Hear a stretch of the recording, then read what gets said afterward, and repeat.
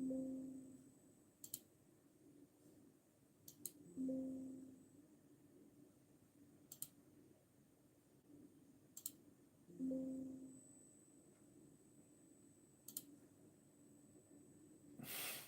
right, welcome in everybody.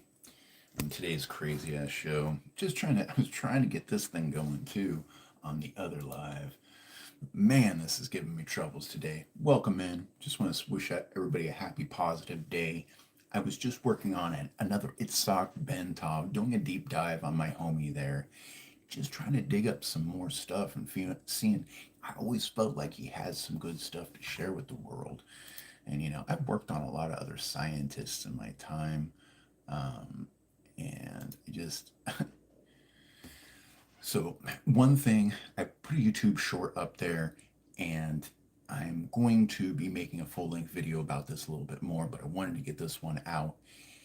What I was doing and what I was finding out here on this channel is that a lot of what people hear and know about Itzhak Bentov, he came up with a long time ago. And so when you're reading like Stalking the Wild Pendulum, his book there, or Higher Consciousness, that's another one of his, or you may be seeing some of his lectures, that stuff was old.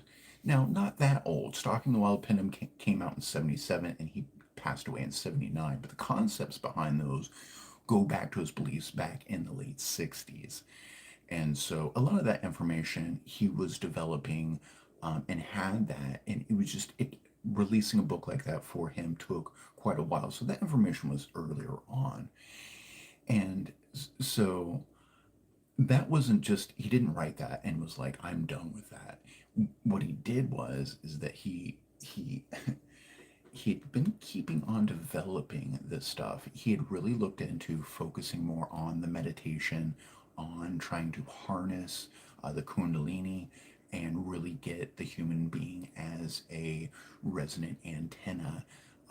He believed in extraterrestrials in a way, in the fact that he believed that there was other intelligent life forms out there. Some of them may have already don't even need a physical body anymore. So that was kind of interesting. And I think he was working a little bit around that. I know the Gateway Process used his work extensively, his beliefs about the human being being a resonance instrument and possible having the ability to do things that we're just not capable of understanding right now is really what that the whole CIA gateway process thing was. And in the end, like I said, they came out that it was not reliable enough for their needs. Now, definitely they're still looking into it, and definitely they're always open to hearing new ideas or different things. And so this is what I've got. Some of this came from his wife. One of the last things that she had said, and I had mentioned this on one of my old podcasts, about some of the information that we had about when he disappeared and where he disappeared and out in California was just kind of sus. That's all I'm going to say about it. This is what I've got, and this is what it led into, and this is where we are today about this advanced thinking. So at that time, when he got on the plane that crashed, he was heading out to California for a meeting with some Japanese scientists, is the information that I have, and this comes from his wife. He was going down there to do a lecture and see some scientists about some work that he was working on. Now, welcome in. So at that time, we just couldn't, we even to this day, we couldn't find any special lectures that were going on down there that Itzhak Bentov would have been part of. There was never any Japanese scientists that came out later and said, Itzhak Bentov was supposed to show up and he just never did. So, not saying that there was just a lot of stuff that was happening there that was like really kind of strange. It kind of surrounded his life and his mystery. There was much about the gateway process where they were saying, welcome in. They were saying about how that document, the CIA took 20 years to release it on a subject that never should have taken that long to kind of get released. And then when we did get it, we got this really cut down copy It was missing a page, and we didn't find that page till later. That was in the Monroe Institute archives that we found it. So, like I said, there was just so much mystery. Nobody really cared about it. It didn't get the attention. I have a feeling it was just a smear campaign back then. We really don't know what's going on. Regardless of all that, I didn't need all of that for my information, my equations to crack some stuff. So this is what I've got.